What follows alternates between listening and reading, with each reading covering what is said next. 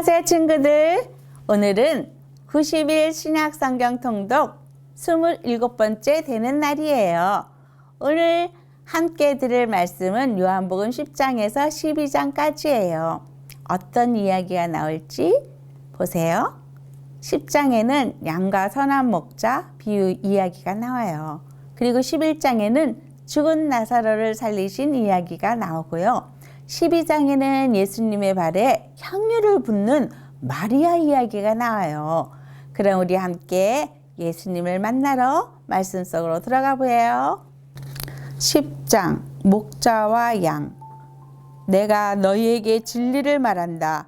양 우리의 문으로 들어가지 않고 다른 곳으로 넘어가는 사람은 도둑이며 강도다. 문으로 들어가는 사람이 양의 목자다. 문을 지키는 사람은 목자를 위해 문을 열어준다. 양들은 목자의 음성을 듣고 목자는 양들의 이름을 부르며 그들을 밖으로 인도한다. 목자가 자기 양을 모두 밖으로 이끌어낸 후 양들 앞에서 걸어가면 양들은 목자의 음성을 알기 때문에 그의 뒤를 따른다. 하지만 양들은 낯선 사람을 절대로 따라가지 않는다. 양들은 낯선 사람의 음성을 알지 못하기 때문에 그 사람에게서 멀리 도망간다. 예수님께서는 이 비유를 들어 사람들에게 말씀하셨습니다. 그러나 사람들은 그분이 자기들에게 하시는 말씀이 무슨 뜻인지 깨닫지 못했습니다. 선한 목자이신 예수님. 예수님께서 다시 말씀하셨습니다. 내가 너에게 진리를 말한다. 나는 양들의 문이다. 나보다 앞에 온 사람들은 다 도둑이며 강도들이다. 양들은 그 사람들의 말을 듣지 않는다. 나는 문이다. 나를 통해 들어가는 사람은 구원을 얻을 것이다. 그 사람은 들어가기도 하고 나가기도 하며 또 좋은 목자를 발견하기도 할 것이다. 도둑은 훔치고 죽이고 파괴하기 위한 목적으로 온다. 그러나 나는 양들이 생명을 더욱 풍성히 얻게 하기 위해 왔다. 나는 선한 목자다. 선한 목자는 양을 위하여 자기 목숨을 내놓는다. 품삯을 받고 양을 돌보는 사람은 사실 목자가 아니며 양도 자기 양이 아니다. 그 사람은 늑대가 오는 것을 보면 양만 남겨두고 멀리 도망가 버린다. 그러면 늑대는 양을 공격하여 양들을 흩트린다. 그 사람은 단지 품삯을 받고 양을 치는 사람이기 때문에 양을 돌보지 않는다. 나는 선한 목자다. 나도 내 양을 알고 내 양도 나를 알아본다. 아버지께서 나를 아시듯이 나도 아버지를 안다. 그리고 나는 양을 위하여 목숨을 내놓는다. 내게는 이 우리 안에 있지 않은 다른 양들도 있다. 나는 그 양들도 인도해야 한다. 그 양들도 내 음성을 들을 것이다. 그래서 한 목자 아래서 한 무리가 될 것이다. 아버지께서 나를 사랑하시는 것은 내가 나의 목숨을 스스로 버리기 때문이다. 나는 목숨을 다시 얻기 위하여 목숨을 버린다. 아무도 내게서 목숨을 빼앗을 사람이 없고 다만 내 스스로 생명을 내놓는 것이다. 나는 목숨을 내놓을 권세도 있고 그것을 다시 찾을 권세도 있다. 나는 이 계명을 내 아버지에게서 받았다. 예수님의 이 말씀 때문에 유대인들 사이에 또다시 편이 갈리게 되었습니다. 이들 중 많은 사람이 그가 귀신이 들렸다고 하거나 그가 미쳤다. 너희가 왜 그 사람의 말을 듣느냐라고 말하기 시작했습니다. 그러나 이것은 귀신 들린 사람의 말이 아니다. 귀신이 앞을 보지 못하는 사람의 눈을 뜨게 할 수 있느냐라고 말하는 사람들도 있었습니다. 유대인들이 돌로 치려함. 예루살렘의 수전절이 다가왔습니다. 수전절은 겨울에 지키는 유대 명절입니다. 예수님께서는 솔로몬 행각이 있는 성전들의 주변을 거닐고 계셨습니다. 유대인들이 예수님의 주위에 모여들어 이렇게 물었습니다. 언제까지 우리를 애태우게 할 작정입니까? 만일 당신이 그리스도라면 우리에게 터놓고 그렇다고 말해 주십시오. 예수님께서 그 사람들에게 대답하셨습니다. 내가 전에 말하였으나 너희는 믿지 않았다. 내가 내 아버지의 이름으로 행하는 일들이 나를 증언한다. 그러나 너희는 나의 양이 아니므로 믿지 않는다. 내 양은 나의 음성을 듣고 나도 내 양을 안다. 내 양은 나를 따른다. 나는 그들에게 영생을 준다. 그들은 영원히 멸망하지 않을 것이며 아무도 그들을 내 손에서 빼앗을 수 없을 것이다. 양들을 내게 주신 나의 아버지는 모든 것보다 더 큰 분이시다. 그러므로 아무도 내 아버지의 손에서 내 양들을 빼앗을 수 없다. 아버지와 나는 하나다. 유대인들이 다시금 돌을 집어 예수님께 던지려고 하였습니다. 그러나 예수님께서는 그들에게 이렇게 말씀하셨습니다. 나는 너희에게 아버지께서 온 선한 일을 많이 보여주었다. 너희는 도대체 이 중에서 어떤 일 때문에 나에게 돌을 던지려 하느냐? 유대인들이 대답했습니다. 우리는 당신이 행한 선한 일 때문에 당신에게 돌을 던지라는 것이 아니라 하나님을 모독할 말 때문에 그런 것이요. 당신은 사람이 지나지 않는데도 자신을 하나님이라고 주장하고 있어.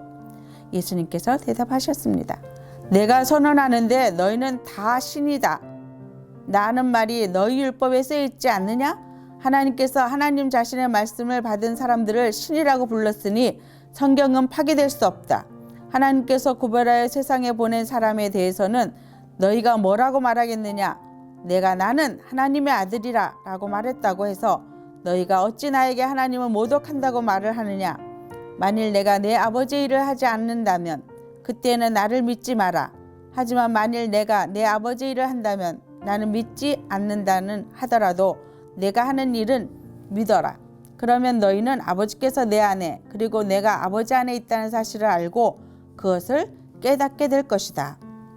유대인들이 다시 예수님을 잡아가려고 했지만 예수님께서는 그들의 손에서 빠져나가셨습니다. 예수님께서는 다시 요단강 동쪽 전에 요한이 세례를 주던 곳으로 가셔서 거기 머물러 계셨습니다. 많은 사람이 예수님께 왔습니다. 그들이 세례자 요한은 그 어떤 표적도 행하지 않았으나 요한이 이분에 대해 이야기한 것은 다 사실이었다고 말했습니다. 그곳에서 많은 사람이 예수님을 믿었습니다. 11장 나사로의 죽음. 나사로라고 하는 사람이 병이 들었습니다. 나사로는 마리아와 마리아의 언니 마르다와 함께 베다니라는 마을 사람이었습니다. 마리아는 주님께 향유를 붓고 자기의 머리카락으로 주님의 발을 씻어 주었던 바로 그 여인입니다. 마리아의 오빠 나사로가 병이 든 것입니다. 나사로의 여동생 마리아와 마르다는 예수님께 사람을 보내 주님께서 사랑하시는 이가 병들었습니다 라고 전했습니다. 예수님께서 이 말을 듣고 말씀하셨습니다. 이 병은 죽게 될 병이 아니라 하나님의 영광을 위한 것이다. 이 병으로 말미암아 하나님의 아들이 영광을 얻을 것이다. 예수님께서 마르다와 마리아 그리고 오빠 나사로를 사랑하셨습니다. 하지만 예수님께서는 나사로가 병들었다는 말을 듣고도 지금 계신 곳에서 이틀을 더 지내셨습니다. 이틀 후 예수님께서는 제자들에게 다시 유대 땅으로 가자고 말씀하셨습니다. 제자들이 예수님께 말했습니다. 하지만 선생님, 방금 전에 유대인들이 주님을 돌로 쳐 죽이려고 하였는데 다시 그곳으로 가려고 하십니까? 예수님께서 대답하셨습니다. 하루 중 낮이 12시간이나 되지 않느냐? 사람이 낮에 걸어다니면 그는 이 세상의 빛을 보기 때문에 넘어지지 않는다. 그러나 밤에 걸어다니면 그 사람 속에 빛이 없으므로 넘어진다. 예수님께서 이 말씀하신 후에 이렇게 덧붙이셨습니다. 우리 친구 나사로가 깊이 잠들었으니 그를 깨우러 가야겠다. 그러자 제자들이 말했습니다. 주님, 나사로가 잠들었다면 낫게 될 것입니다. 예수님께서는 나사로가 죽은 것에 대해 말씀하셨지만 예수님의 제자들은 나사로가 정말로 잠을 자고 있는 것으로 생각했습니다. 그때 예수님께서 분명히 말씀하셨습니다. 나사로가 죽었다. 하지만 너희를 위해서는 내가 거기에 있지 않았던 것이 기쁘다. 이것은 너희들이 믿을 수 있도록 하기 위함이다. 그러나 이제 나사로에게 가자. 그때 디두모라는 별명을 가진 도마가 다른 제자들에게 우리도 주님과 함께 죽으러 가자고 말했습니다. 부활이요 생명이신 예수님. 예수님께서 나사로가 있는 곳에 도착했습니다. 그때 나사로는 이미 죽어 무덤 속에 있은 지 4일이나 되었습니다. 베다니는 예루살렘에서 3km 조금 못 되는 곳에 있었습니다. 많은 유대인이 오빠를 잃은 마르다와 마리아를 위로하러 두 자매에게 왔습니다.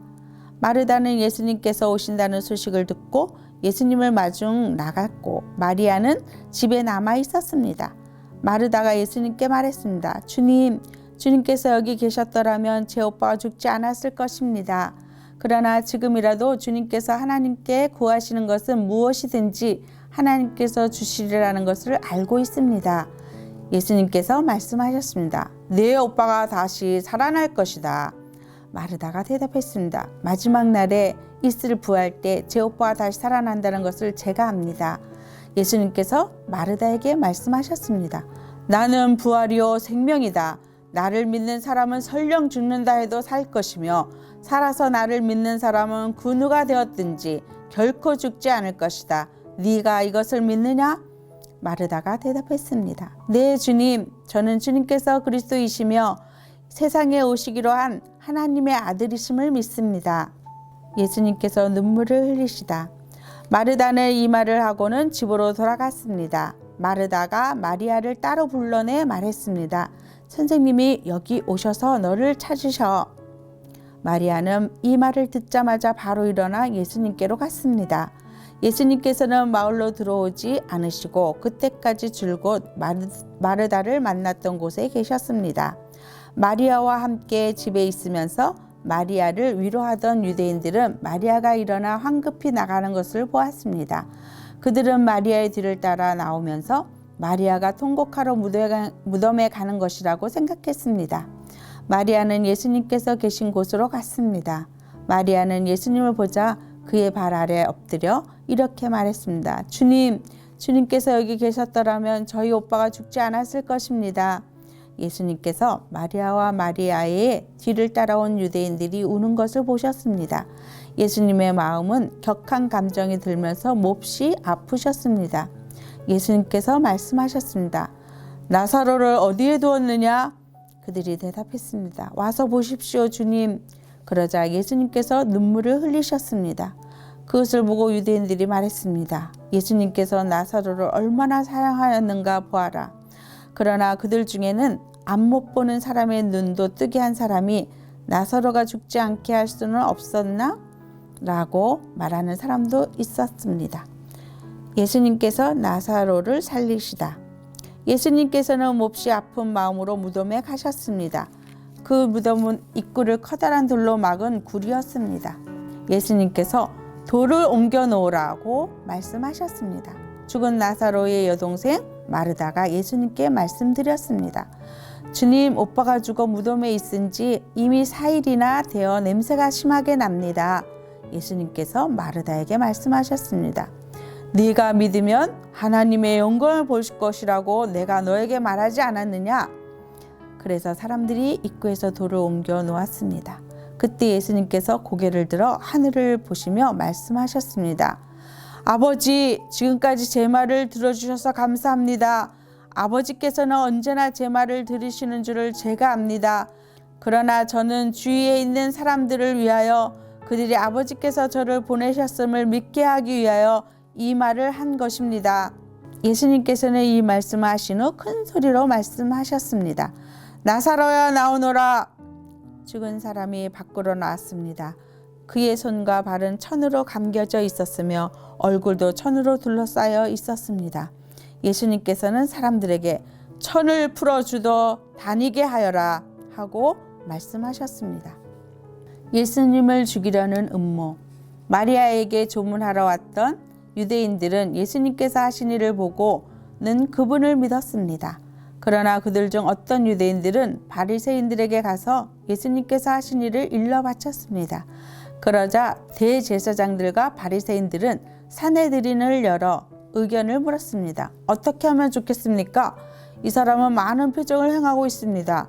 만일 우리가 이 사람이 하는 대로 계속 내버려 둔다면 모든 사람이 그를 믿을 것입니다. 그러면 로마 사람들이 와서 우리 땅과 민족을 모두 빼앗아 버릴 것입니다. 그들 중에 가야바라는 한 사람이 있었습니다. 가야바는 그 해의 대제사장이었습니다. 가야바가 이렇게 말했습니다. 여러분들은 아무것도 모르시는군요. 민족 전체가 멸망당하는 것보다는 한 사람이 백성을 위하여 죽는 것이 더 낫다는 사실을 깨닫지 못하십니까? 이 말은 가야바가 스스로 한 말이 아니었습니다. 그는 그 해의 대제사장이었으므로 예수님께서 유대 민족을 위해 죽게 될 것을 예언한 것이었습니다.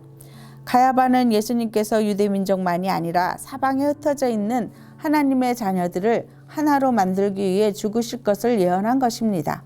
그날 이후 유대의 지도자들은 예수님을 죽일 계획을 세우기 시작했습니다.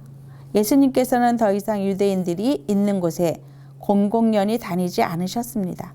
예수님께서는 그곳을 떠나 광야 근처에 있는 에브라임이라는 마을로 가서 제자들과 함께 거기서 지내셨습니다.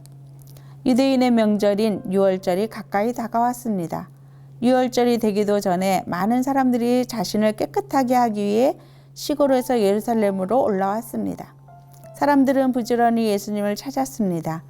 그들은 성전뜰에서 서로 물었습니다. 당신들 생각은 어떻소?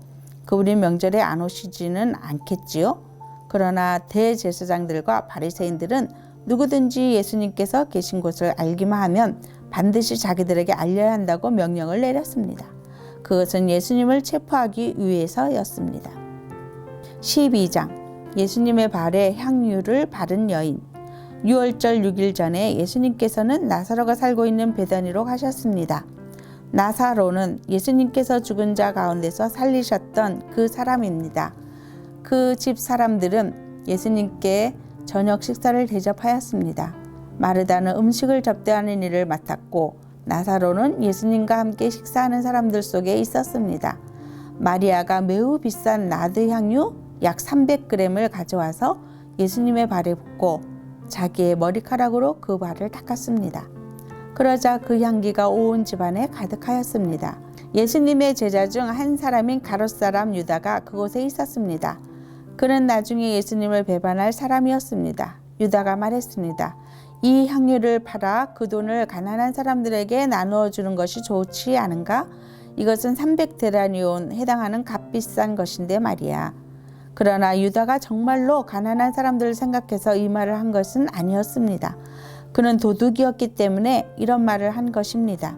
그는 돈주머니를 관리하는 사람이었는데 종종 돈주머니에서 돈을 제 마음대로 꺼내 쓰곤 하였습니다. 예수님께서 말씀하셨습니다. 이 여자가 하는 대로 내버려 두어라.